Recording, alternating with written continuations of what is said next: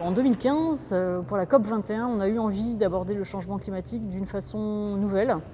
On voulait non pas terminer avec la COP21, mais commencer avec la COP21 en lançant un projet qui dure. C'est un projet de récit visuel sur le changement climatique, une approche sensible à travers une pratique culturelle qui est très partagée, qui est celle de la photographie. Nous avons monté une exposition qui s'appelle Pour une poignée de degrés, qui est une exposition qui a ce site particulier qu'elle est participative. J'ai sélectionné dans un premier temps 10 photographies d'auteurs photographes du monde entier sur la thématique très large du changement climatique. Il fallait réussir une sélection qui soit une sélection à la fois cohérente et complémentaire, où chaque image trouve sa place en relation avec les 9 autres. La deuxième phase de notre action, c'était la présentation des photographies sur un site dédié. On a invité les personnes à répondre aux 10 photographies initiales, de façon à créer des nuages de réponses autour de chacune des photographies initiales. Aujourd'hui, dans la gare Saint-Sauveur à Lille, on est dans cette deuxième phase, qui est la phase d'exposition augmentée, où on voit à la fois les photographies encadrées, comme dans une expo traditionnelle, et autour, les photographies en réponse spécifique à telle ou telle image, et qui créent par leur relation même d'autres formes de compréhension de l'image centrale.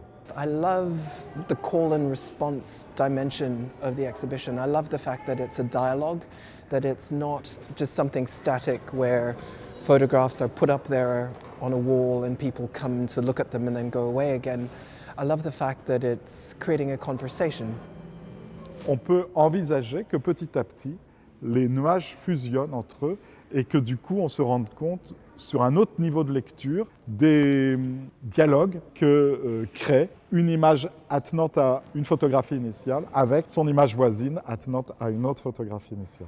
Bon, l'idée, c'est vraiment comme ça d'arriver à une sorte d'autre lecture d'une exposition initialement traditionnelle en photographie. On a des thématiques qui ont surgi de ces 10 photographies et des réponses qui ont été amenées.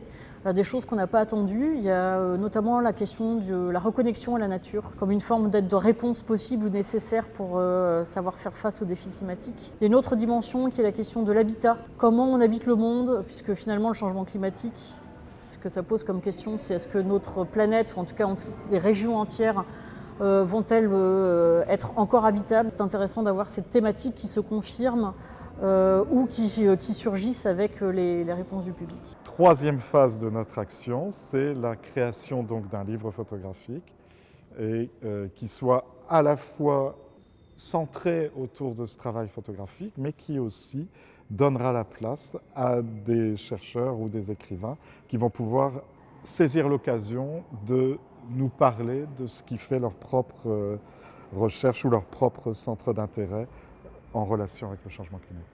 Aujourd'hui, nous sollicitons beaucoup de personnes pour nous aider à financer l'édition de ce livre qui sera tenu en main par des professeurs, par des étudiants en art, par des associations qui travaillent autour du changement climatique. Et on vous promet de faire quelque chose de très beau.